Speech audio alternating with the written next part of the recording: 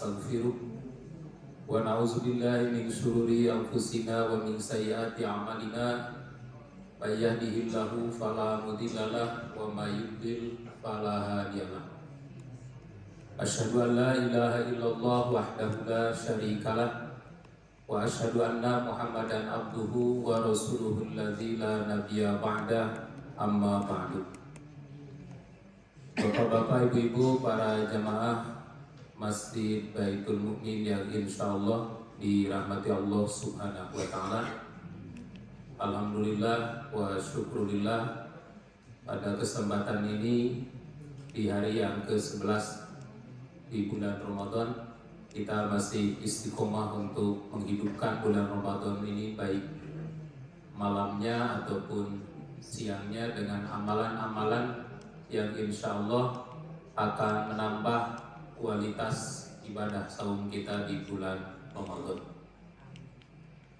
Pada kesempatan ini, sebelum melanjutkan pembahasan hadis-hadis dalam kitab Riyadhus Shalihin, saya ingin mengulang pembahasan tentang al-qunutu fis shalah, kunut di dalam sholat, wabil khusus kunut dalam sholat witir, yang umumnya sebagian saudara-saudara kita ada yang melaksanakan di bulan Ramadan ini kunut di sholat witir, baik witir 3 ataupun witir 1, dan terlebih pada pertengahan bulan Ramadan.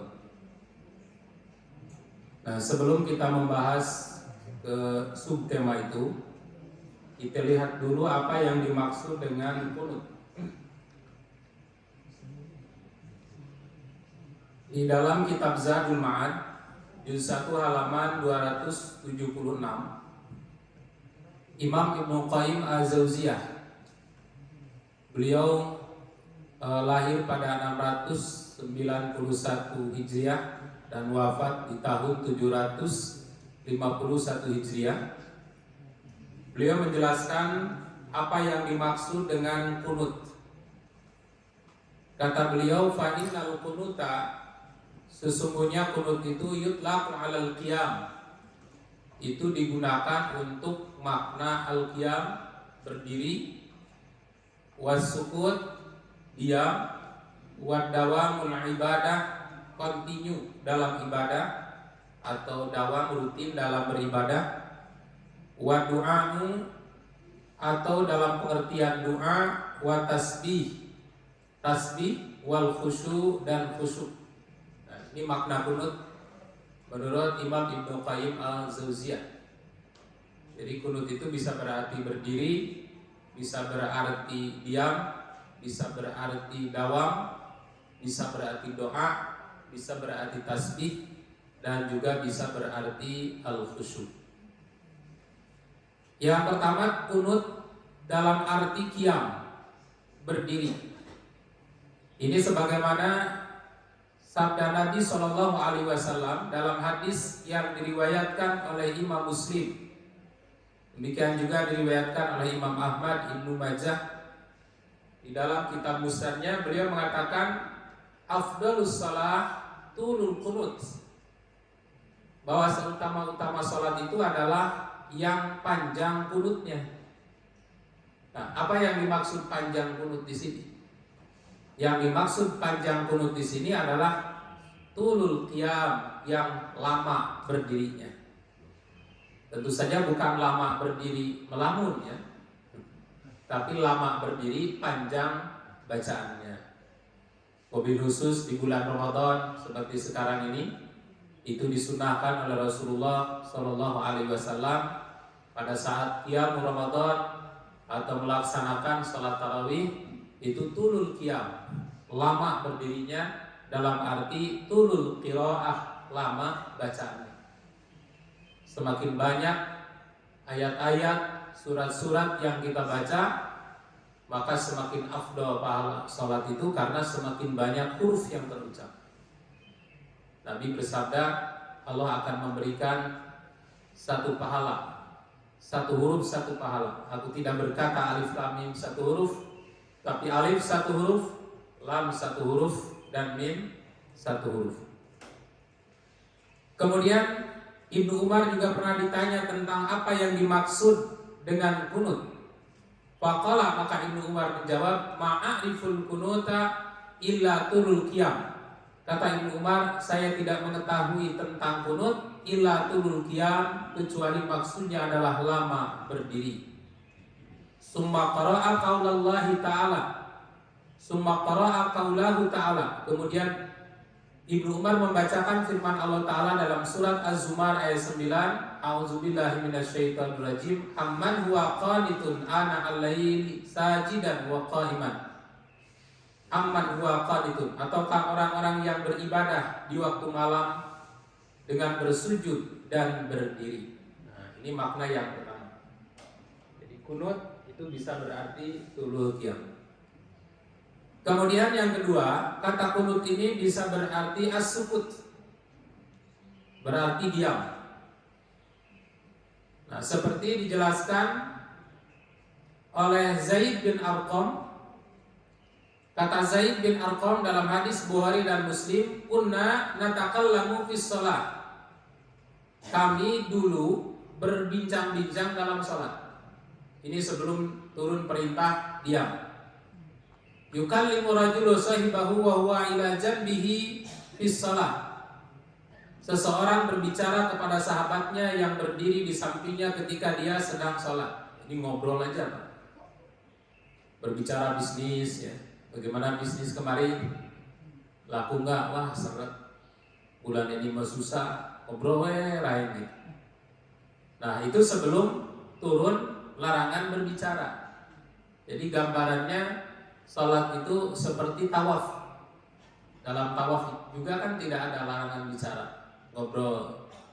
Nah, dalam sholat para sahabat berbincang-bincang. Hatta nazalat, sehingga turunlah surat Al-Baqarah ayat 238, yaitu yang bunyinya wa qumu lillahi qanitin. Dan qumu lillah, berdirilah karena Allah, qanitin, dalam keadaan qanit, yaitu as-sukut, berbicara, tidak berbicara. Fa umirna bis-sukut wa nuhina 'anil kalam. Maka setelah turun surat ini, kami dilarang, kami diperintahkan untuk diam dan dilarang untuk berbicara. Nah, ini makna yang kedua. Jadi al-qunut, kunut itu adalah as-sukut. Kemudian yang ketiga, makna kunut itu bisa berarti juga at-ta'ah, taat. Ini seperti terkandung dalam firman Allah surat Al-Baqarah ayat 116, yaitu lahu ma fis samawati wal ardh. Lahu ma fis samawati wal ardh. Apa-apa yang ada di langit dan di bumi, kullun lahu qanitun, semuanya taat, semuanya tunduk kepada Allah. Makhluk langit tunduk, makhluk bumi juga tunduk. Makhluk langit apa? Matahari, bulan, bintang, termasuk juga Arsyur Rahman, para malaikat, itu makhluk-makhluk langit. Qanit, semuanya tunduk, taat kepada Allah. Bagaimana jadinya kalau makhluk langit tidak taat? Hancur, Pak. Misalnya matahari, bosen keluar di siang hari, mau balik malam hari, terbalik, tabrakan akhirnya, karena tidak mau taat. Jadi semua benda-benda langit, makhluk-makhluk langit, semua taat kepada Allah. Demikian juga makhluk-makhluk bumi, termasuk makhluk-makhluk raksasa di muka bumi, seperti gunung, air, dataran, daratan. Ini makhluk-makhluk Allah.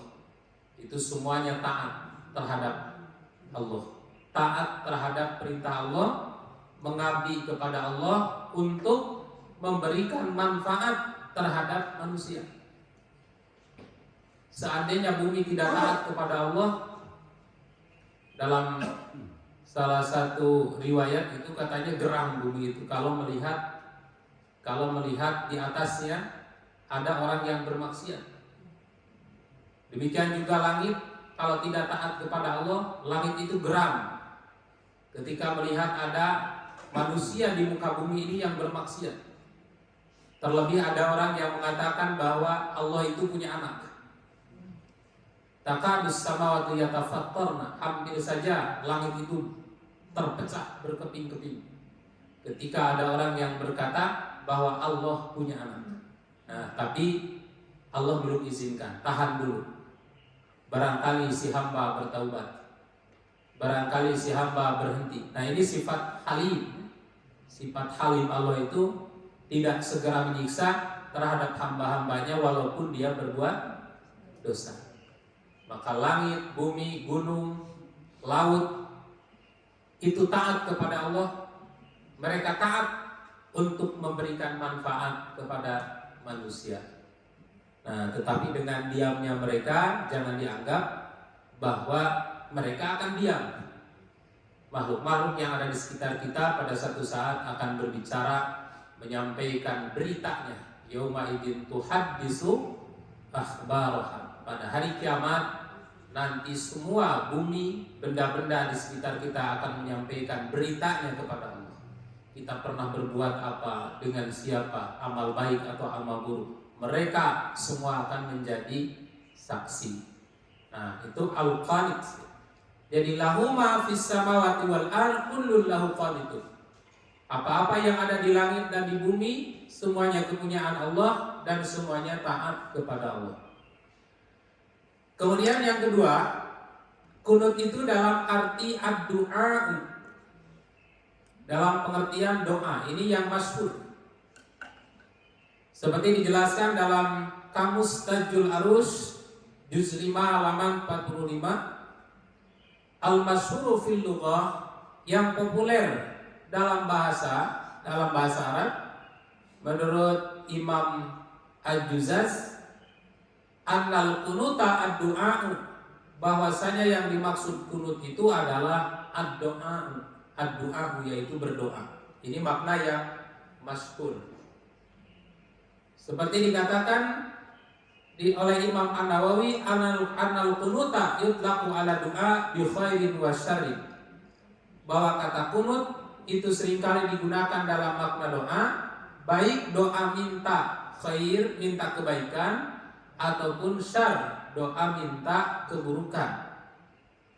Seperti dalam kunut nazilah itu kan redaksinya, pertama minta kebaikan, minta keselamatan untuk orang-orang mukmin, untuk hamba-hamba Allah yang soleh, yang tertindas, yang terzolimi. Kemudian yang kedua, meminta kepada Allah keburukan untuk orang-orang kafir yang zalim.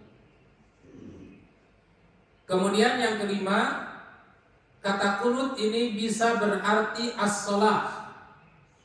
Kata kunut bisa berarti as-shalah. Seperti terdapat dalam firman Allah surat Ali Imran ayat 43, ya Maryam uqnuti li rabbik wasjudi warka'i ma'ar raki'in. Hai Maryam, uqnuti li rabbik, kunutlah kepada Tuhanmu, wasjudi, dan sujudlah kamu, warka'i, dan rukuklah kamu. Nah, apa yang dimaksud uqnuti di sini? Uqnuti di sini maksudnya adalah as-shalah. Nah, begitu menurut para ulama tafsir. Nah, seperti dikatakan oleh Imam Asy-Syaukani, makna ayat panjangkanlah berdiri maksudnya panjangkanlah salatmu. Artinya memanjangkan salat adalah membaca tulul mufassal, membaca surat-surat yang panjang. Karena surat dalam Quran itu ada tulul mufassal, ada awsatul mufassal, ada qisarul mufassal. Nah, tulul mufassal itu dari mulai surat Al-Baqarah sampai Qaf. Awsatul mufassal dari surat Qaf sampai Al-Mursalat. Kemudian qisarul mufassal, surat-surat ringkas, itu dari Al-Mursalat atau dari An-Naba sampai An-Nas. Nah, di dalam sholat, wabil khusus sholat sunnah sendirian, disunnahkan tulul qiyam, panjangkan sholatnya.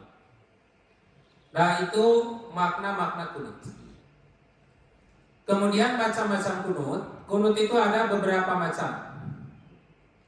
Dan ini pandangannya dari para ulama kemudian sepeninggal Rasulullah Shallallahu Alaihi Wasallam dan para sahabat, bahwa yang pertama sekelompok ulama berpandangan bahwa kunut itu disyariatkan hanya apabila ada nazilah, ada bencana besar yang menimpa Islam dan kaum muslimin.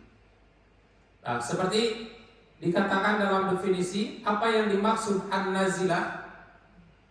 An-nazilatu asyadidatu min syada'iri dahri tanzilu bil qaum. Yang disebut an-nazilah seperti dikemukakan oleh Imam Al-Khalil bin Ahmad Al-Farahidi di dalam kitabnya Al-Aini. Beliau menjelaskan an-nazilatu asyadidatu min syada'iri dahri tanzilu bil qaum.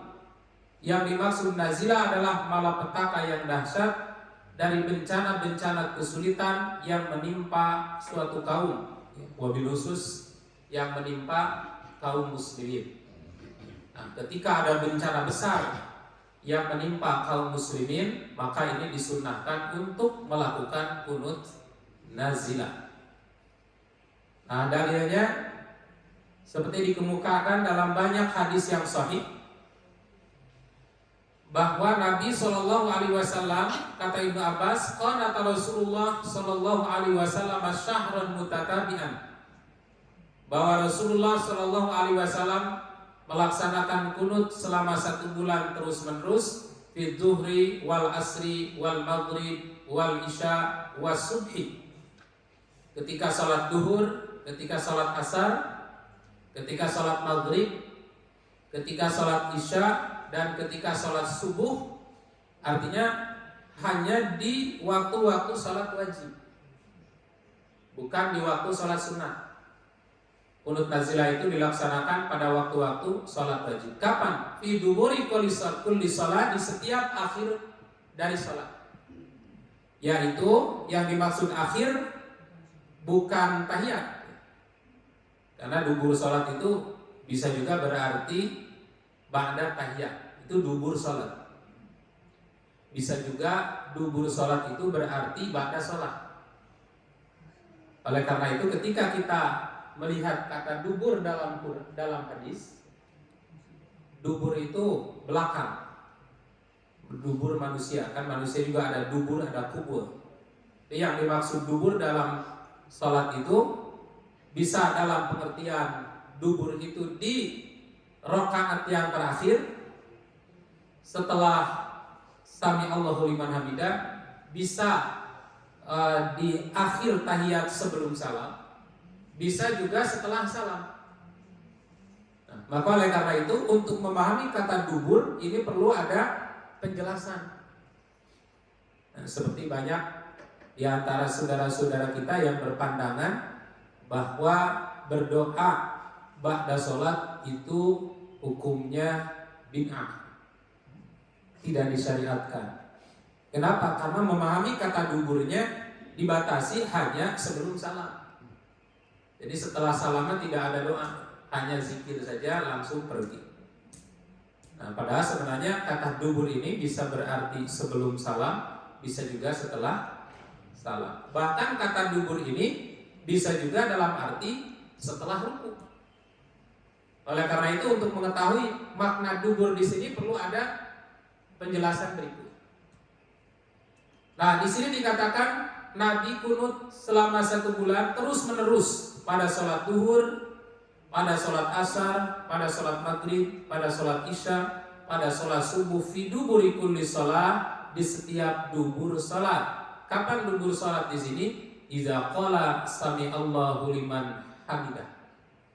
Ketika Nabi membaca sami Allahu liman hamidah minar rakaatil akhirah, dari rakaat terakhir. Nabi mendoakan keselamatan untuk para sahabatnya, dan Nabi mendoakan kecelakaan untuk musuh-musuh Islam, orang-orang kafir yang mendolimi Islam dan kaum muslimin. Nah, artinya kunut nazilah itu dilaksanakan pada saat ada bencana besar dan di setiap waktu sholat wajib, baik itu sholat wajib yang rawatib ataupun sholat Jumat. Nah, sejarah kunut nazilah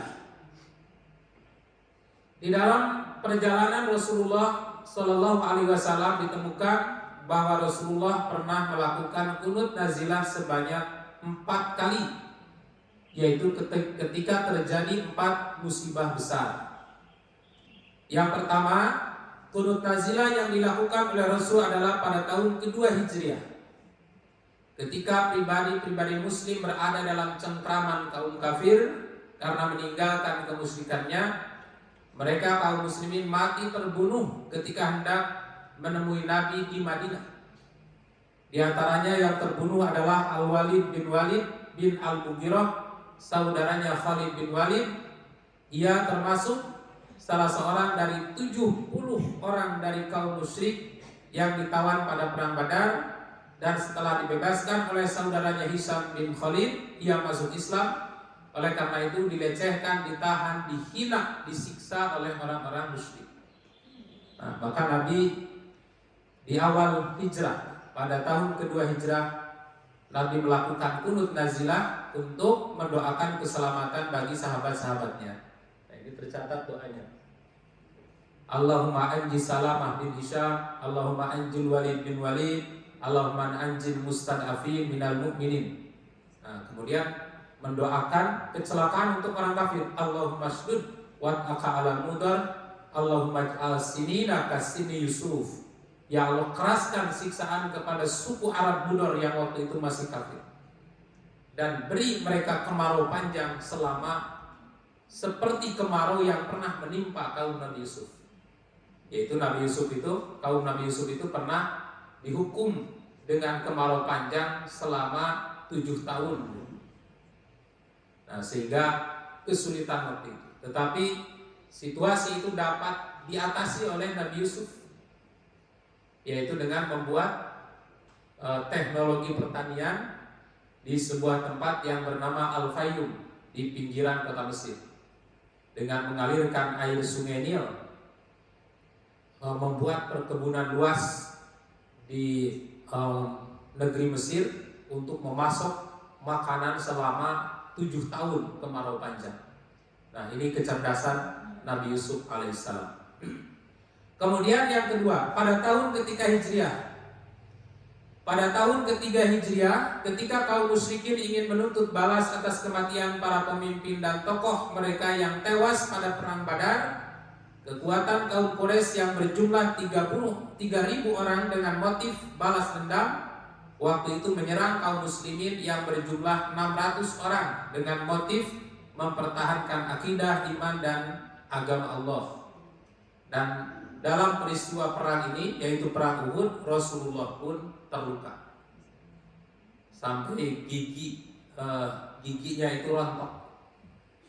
Dan Nabi itu sambil mengusap darah yang bercucuran pada wajahnya berkata, mengapa berjaya kaum yang mewarnai wajah Nabi dengan darah padahal ia menyeru kepada Allah. Nah, ini ucapan Nabi. Sehingga Nabi waktu itu melakukan kunut nazilah terus menerus selama 1 bulan. Di setiap duburis sholat al-maktubah, setiap akhir dari sholat maktubah, yaitu ba'da ruku.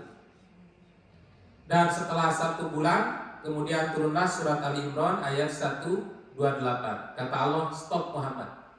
Laisa laka minal amri syai', itu bukan urusanmu. Aw yatubu alaihim, apakah aku mau menerima taubat mereka? Ayu azibahum, atau menyiksa mereka? Fa innahum zalimun, mereka itu orang zalim. Ternyata sebagian orang yang membunuh para sahabat dan melukai Nabi itu ada yang taubat dan diterima taubatnya, seperti Abu Sufyan, Hindun, kemudian Wahsy. Ada juga yang diazab mati dalam kekafiran. Kemudian yang ketiga, di tahun keempat Hijriah, ketika rombongan Ada dan Al-Qarah, pada saat itu kaum kafir dari kabilah Bani Lihyan memohon kepada Rasul agar mengirim para mubalik, tapi ternyata mereka berkhianat.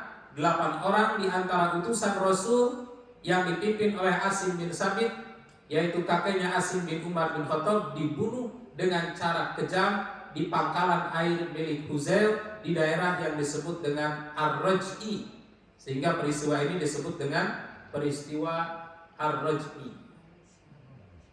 Peristiwa Ar-Raj'i. Nah, karena sakitnya Rasulullah telah dikhianati dan para ahli-ahli Quran dibunuh, dan ini menjadi bencana besar terhadap Islam dan kaum muslimin. Ya, kalau dibunuh orang biasa tidak akan ada pengaruh, tapi ulama-ulama besar dibunuh, ini menjadi bencana besar terhadap Islam dan kaum muslimin. Maka Rasulullah melakukan qunut nazilah. Kemudian yang keempat, terakhir, Rasulullah qunut nazilah di tahun keempat Hijriah, yaitu ketika rombongan Riklim dan Dakwan juga dibunuh oleh orang-orang kafir. Dan tercatat di sini 70 orang ahli qori, 70 qurra ahli-ahli Al-Quran dibunuh di sumur Riklim dan Dakwan, yang awalnya sama meminta para mubalik untuk mengajar agama, tapi sampai di tempat bukan diminta dimanfaatkan ilmunya, bukan diminta pengajarannya, tapi dibunuh secara sadis. 70 orang ulama sahabat ahli Quran. Maka Nabi SAW qunut nazilah selama 1 bulan mendoakan kebinasaan terhadap orang-orang kafir ini. Dan peristiwa ini disebut dengan peristiwa Bi'ru Ma'unah. Nah, ini qunut nazilah, dan kaifiatnya seperti kemarin kita sudah pernah melaksanakan ya. Kaifiat qunut nazilah ini dilaksanakan di setiap salat fardu. Redaksi doa qunut disesuaikan dengan konteks musibah dan kezaliman. Karena Rasulullah tadi mendoakan dengan redaksi doa-doa ini itu karena sesuai konteks. Allahumma al'an, ya Allah laknatlah Banu Riklim, ala Bani Riklim, wa Dakwan, wa Usayyah, wa yu'aminu man khalfah. Nah, ini disesuaikan dengan situasi dan kondisi. Kemudian yang ketiga, doa qunut dibaca jahar baik dalam sholat jahar maupun dalam sholat sir. Yang keempat, pada salat berjamaah yang sir dan jahar, doa qunut tetap dibaca jahar oleh imam dan diamini oleh makmum. Kemudian membaca doa qunut itu sambil mengangkat tangan. Jika imam mengangkat tangan dalam pelaksanaan qunut, maka makmum mengikuti imam. Nah, kemudian yang kedua, ada sekelompok ulama yang berpandangan bahwa qunut itu juga disyariatkan dalam sholat wajib, wabil khusus pada saat sholat subuh. Nah, seperti saya baca ini dalam kitab Al-Azkar An-Nawawi,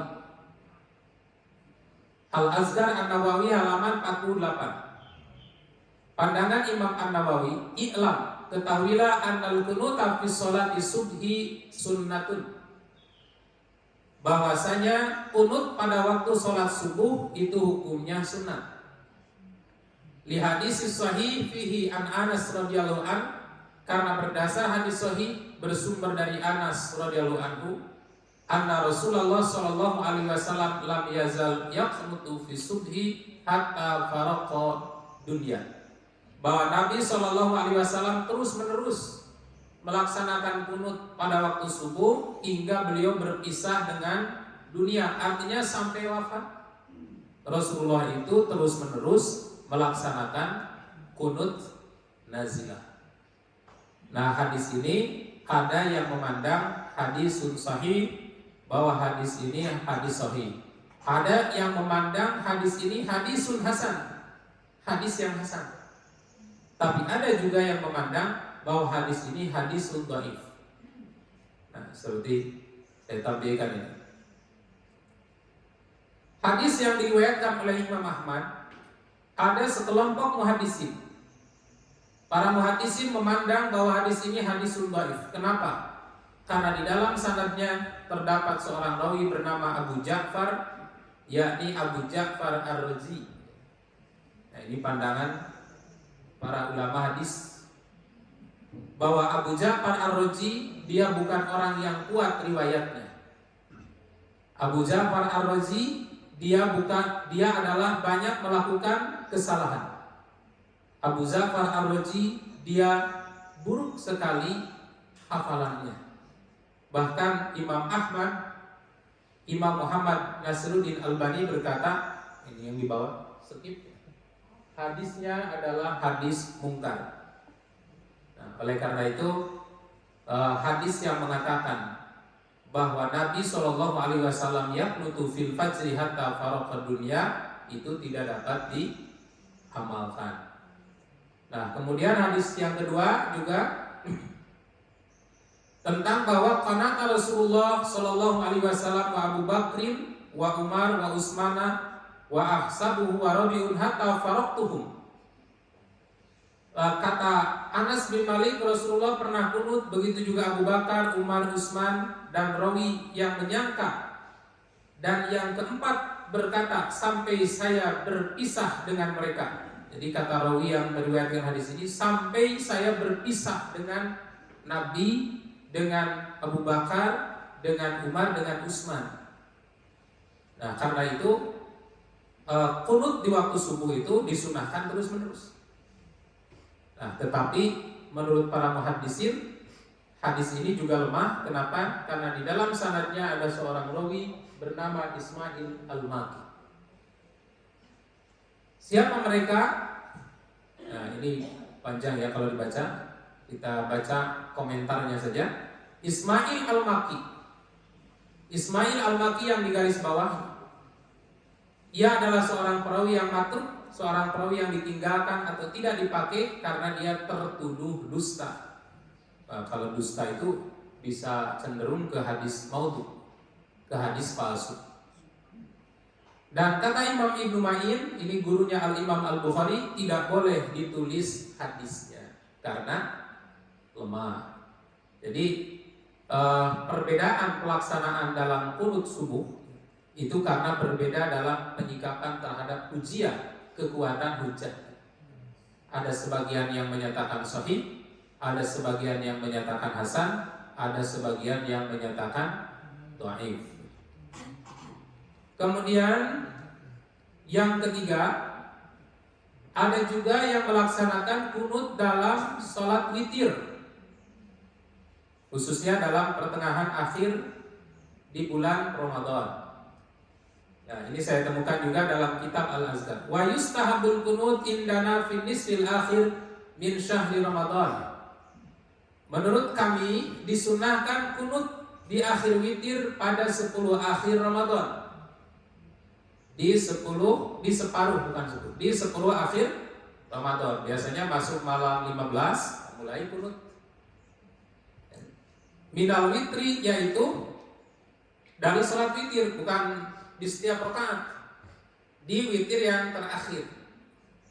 Walana wajhun, dan ini adalah walana wajhun lana, ada juga di kalangan kami yang berpendapat bahwa annal qunuta fiha fi jami'i syahri Ramadan, bahwa qunut itu disunahkan di sepanjang bulan Ramadan. Jadi mulai tanggal 1 sampai selesai. Di setiap rakaat yang terakhir. Wajhun salis, kemudian pendapat yang ketiga, fi jami'i sanah, bahwa disunahkan qunut ini sepanjang tahun. Jadi beragam pandangannya. Wa huwa mazhab Abu Hanifah, dan ini mazhab Abu Hanifah. Wal ma'ruf min mazhabina huwa al-awwal, sedangkan yang ma'ruf, yang terkenal dalam mazhab kami adalah pandangan yang pertama, yaitu qunut itu disyariatkan, disunahkan di setiap pertengahan akhir dari bulan Ramadan. Apakah ada dalilnya? Ada.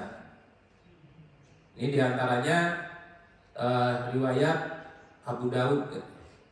Anna Umar bin Al-Khattab jama'an nas ala Ubay bin Ka'ab wa kana yusalli lahum 20 lailah. wala yaqutu ila finis fil baqi min Ramadan, bahwa Umar bin Khattab berinisiatif mengumpulkan masyarakat agar sholat tarawih bersama imam yang diimami oleh Ubay bin Ka'ab. Maka beliau sholat tarawih bersama mereka selama 20 malam, dan beliau tidak berdoa kunut kecuali dalam separuh kedua, yaitu malam 16 hingga seterusnya. Nah, akhirnya sekali lagi memang kehujahan hadis ini diperselisihkan. Ada yang memandang bahwa hadis-hadis ini sahih, ada juga yang memandang bahwa hadis-hadis ini dhaif. Banyak riwayat. Nah, kemudian yang ketiga, pada sholat witir saja, baik di bulan Ramadan ataupun di luar Ramadan. Nah, saya baca lagi penjelasan dari para ulama, di antaranya di dalam kitab Sunan At-Tirmidzi. Waqtalafa ahlul ilmi fil kunuti fil witri. Para ulama berbeda pendapat dalam masalah kunut pada salat witir, baik witir Ramadan ataupun witir di luar Ramadan. Karena pada dasarnya salat malam di dalam Ramadan, di luar Ramadan itu ya sama itu juga, hanya beda nama. Di luar Ramadan disebut qiyamul lail dan tahajud, di dalam Ramadan disebut qiyamul Ramadan dan tarawih. Maka ketika disebut witir di sini bukan hanya fi Ramadan, tapi fi ghairi Ramadan, termasuk juga di luar Ramadan.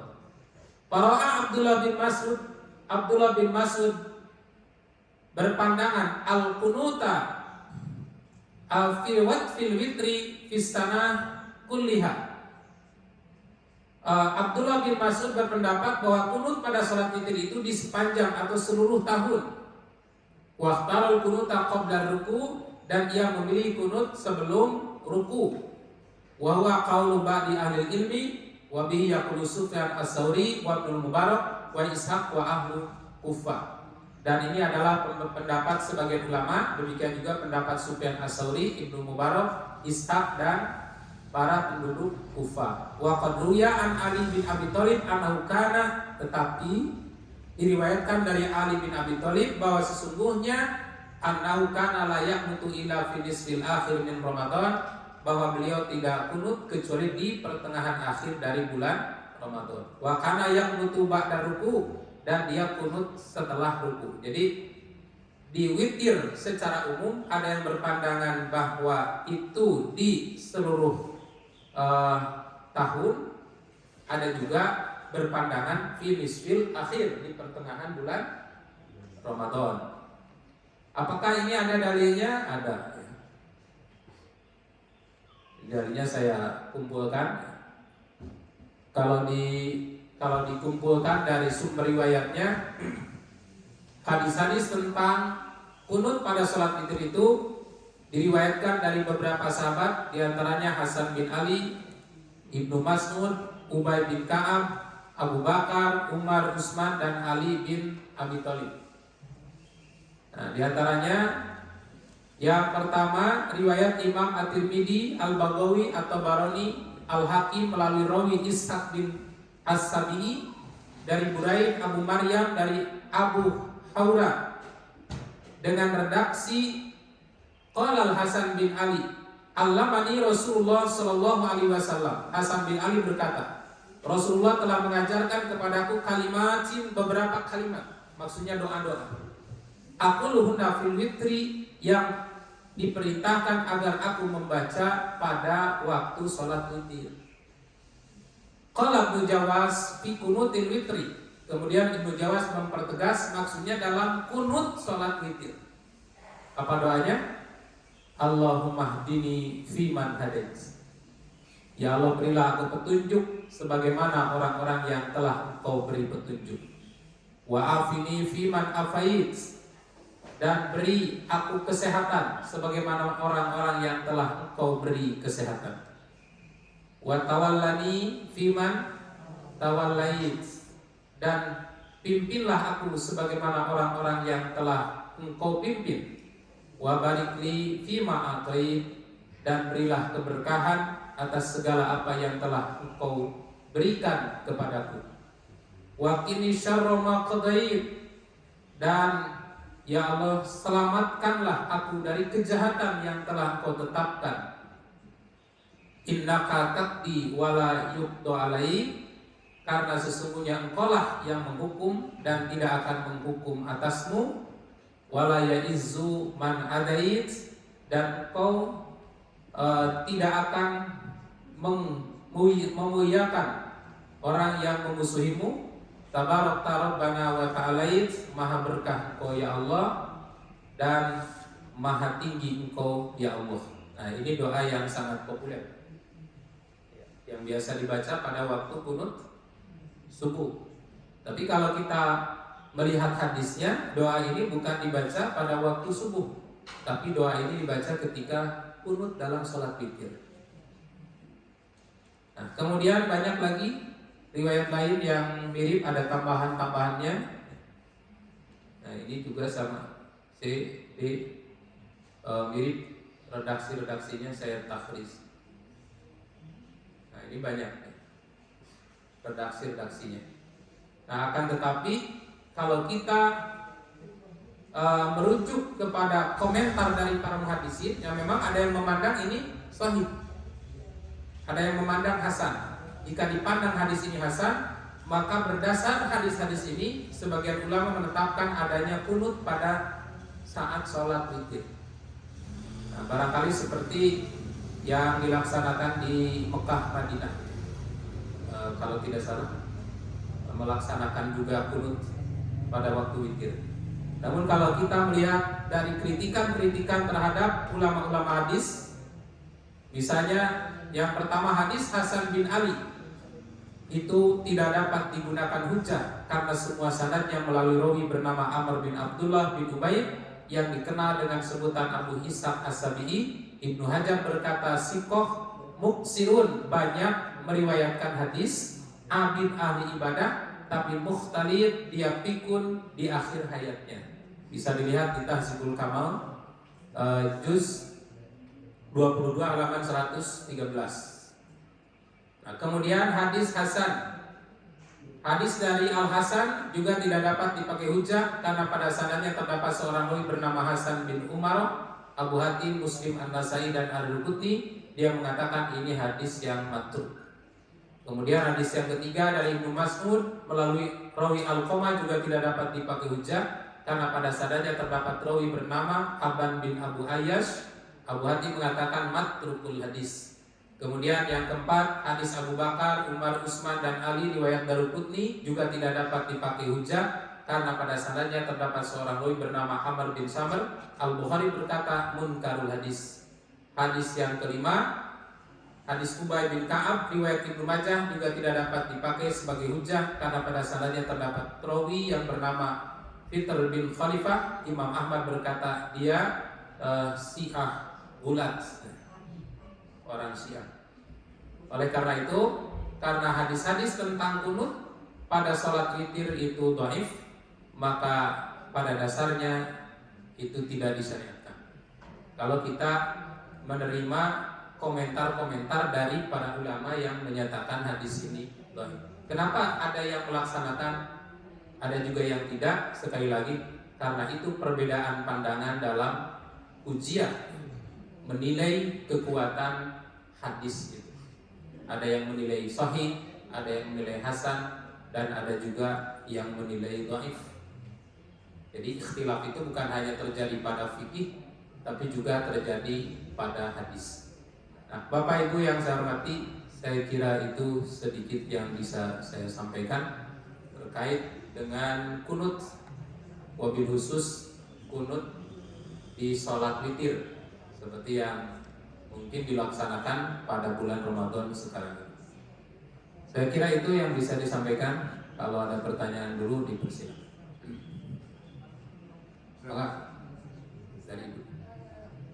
Kan tidak ada redaksi khusus ya masalah khusus tentang doa kunut ini. Seperti tadi kan macam-macam ternyata doanya.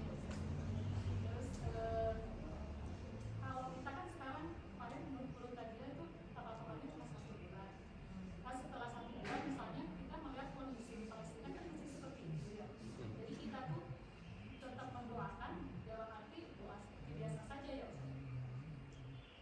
Ya. Ya, yang pertama, doa kunut nazilah itu tidak ada redaksi khusus yang dipatenkan oleh Rasulullah Shallallahu Alaihi Wasallam. Nah, doa yang dibaca oleh Nabi ini sesuai dengan situasi dan kondisi. Nah, seperti misalnya ketika Nabi mendoakan kaum tadi itu contohnya mendoakan para sahabat yang gugur ketika mau hijrah ke Madinah. Allahumma anji Salamah bin Hisham, Allahumma anji Walid bin Walid, Allahumma anji mustad'afin minal mu'minin.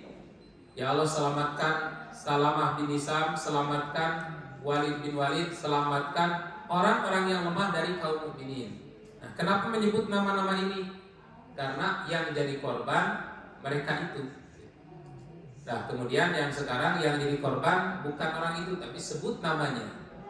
Yang jadi korban Palestina, maka sebutlah Palestina. Seperti dulu kita sama-sama melakukan kunut nazilah, mendoakan secara umum saudara-saudara, secara khusus saudara-saudara kita yang ada di Palestina, dan secara umum saudara-saudara kita yang tertindas di seluruh negara. Nah, kemudian sekarang kondisi Palestina ini masih terus memburuk, dan ini tentu saja bukan hanya di zaman sekarang, tapi termasuk juga di zaman Nabi dulu kondisinya sudah seperti itu. Palestina itu tertindas. Nah, tetapi untuk kunut nazilah ini tidak disunahkan terus menerus. Kalau memang kita sudah selesai mikot, maka mikot zamaninya, yaitu batas waktu selama 1 bulan. Setelah itu doanya kembali ke doa di dalam sholat biasa. Kita selipkan di dalam sholatnya, mau dalam sholat wajib ataupun dalam sholat sunnah. Diselipkan dalam sujud, diselipkan ketika tahiyat, boleh. Diselipkan pada saat doa ba'da sholat, boleh. Atau diselipkan pada saat doa-doa umum, mendoakan saudara-saudara kita yang tertindas di Palestina pada saat ini. Itu yang disunahkan oleh Rasul. Karena ketika Nabi diperintahkan untuk menghentikan doa kunut nazilah, pada saat Nabi diperintah untuk menghentikan doa kunut nazilah, yaitu dengan turun surat Ali Imran ayat 128, itu bukan berarti kezaliman orang kafir berhenti, masih terus berlanjut. Nah, tetapi Allah menegur, sudah cukup 1 bulan saja. Karena awyatuba alaihim ayu'azibuhum, apakah mereka akan taubat dan kemudian diterima taubatnya oleh Allah, atau disiksa, fa innahum zalimun, sesungguhnya mereka orang zalim. Jadi setelah itu serahkan kepada Allah. Dan barangkali apa yang terjadi terhadap saudara-saudara muslim yang berada di Palestina, menurut pandangan kita sangat memprihatinkan, sangat menyakitkan. Tapi boleh jadi bagi mereka itu membahagiakan. Seperti pernah kan ada salah satu postingan, justru yang aku khawatirkan kalian, bukan aku, kata mereka. Aku mah sudah jelas memperjuangkan agama Allah sampai titik darah penghabisan, melawan kezaliman Zionis, dan insya Allah pahalanya itu syahid. Sementara kalian ini bagaimana? Jadi justru mereka mengkhawatirkan kondisi kita. Kita mah disenggol ku 100.000 nggak gitu maksudnya. Mereka mah sudah dihajar dengan bom, tetap kuat akidahnya. Kita disenggol sembako aja udah mulai goyah gitu kan. Nah, justru aku mengkhawatirkan kondisi kalian. Nah, jadi kita doakan ya, tetap doakan terus menerus, tidak henti-henti, diselipkan dalam sholat, karena itu sebagai salah satu kewajiban sesama muslim. Tetapi untuk kunut nazilah tentu syariatnya tidak dilakukan terus menerus, gitu. Mau nanyakan ini Ustaz, ayat ini turun kan di tahun kedua ini ya, Ya. Tapi setelah itu Rasulullah masih tetap kunut nazilah. Artinya surat ini tidak memberhentikan kunut, tapi memberhentikan waktunya. Ya, betul. Jadi ayat ini tidak memberhentikan syariat kunut, tapi ayat ini membatasi waktu kunut. Karena setelah kejadian ini di tahun keempat Hijriah ada kejadian lagi yang menimpa Islam dan kaum muslimin, dan itu lebih dahsyat lagi, yang terbunuh para ulama-ulama ahli Quran. Nabi kunut lagi. Kemudian masih tahun keempat Hijriah terjadi lagi peristiwa besar, lebih banyak lagi, 70 orang Qurra, ahli-ahli Quran dibunuh di Bi'ru Ma'unah, di sumur Ma'unah namanya, Bi'ru Ma'unah. Nabi kunut lagi. Jadi dengan setelah turun surat ini Nabi melakukan kunut 2 kali lagi, menunjukkan ini bukan ayat yang melarang kunut, tapi ini adalah batasan untuk melaksanakan kunut. Sekarang terjadi lagi musibah yang besar yang menimpa Islam dan kaum muslimin, kita disunahkan kunut lagi. Itu. Pak Ustaz, kalau umpama ada yang subuh biasa gitu, terus ustaznya itu kunut, apakah jamaahnya ada yang mengaminkan, ada yang tidak? Ya, kalau kita meyakini memang tidak ada syariatnya dan hadis yang menyatakan ini dhaif, kalau kita menerima bahwa hadis yang menyatakan bahwa Nabi itu kunut nazilah, melaksanakan kunut hatta faraqad dunya, hatta faraqad dunya, sampai berpisah dengan dunia, fi subhi, pada waktu subuh. Kalau kita menerima kedoifan hadis ini, ya tentu tidak ada kewajiban untuk mengikuti imam. Karena sebagian yang mengangkat tangan itu ada yang berpendapat kan wajib mengikuti imam. Nah, kewajiban mengikuti imam itu apabila ashabas sunnah, apabila memang sesuai cocok dengan sunnah. Dan terkait kunut nazilah ini gak ada seorang pun ulama yang beda pendapat. Semua sepakat bahwa di saat nazilah itu ada kunut, disunahkan kunut. Tapi melaksanakan kunut fi subhi terus menerus pada waktu subuh sampai wafat, kemudian fil witri, kunut di waktu witir, di waktu sholat witir, baik witir Ramadan atau witir luar Ramadan, ini ternyata ikhtilafat ya. Oleh Imam Nawawi pun diakui ini terjadi ikhtilaf. Nah, karena itu kalau kita yakin dengan kegeripan hadis ini, yakin itu maksudnya yakin karena ilmu, bukan yakin gak jelas. Yakin karena ilmu bahwa hadis ini lemah dengan data-data yang tadi sudah saya tampilkan, maka tidak ada kewajiban untuk ikut mengangkat tangan. Diam aja menunggu. Karena dia menunggu sholat itu tidak apa-apa. Kalau memang ada hajat, seperti dulu pada saat sholat khauf kan diamnya lama, malah menunggu 1 rakaat. Saf depan selesai dulu 1 rakaat, saf belakang berdiri nunggu. Setelah saf depan melaksanakan 1 rakaat, saf belakang baru sholat lagi, saf depan menunggu. Jadi nunggu dalam sholat itu tidak membatalkan sholat. Itu.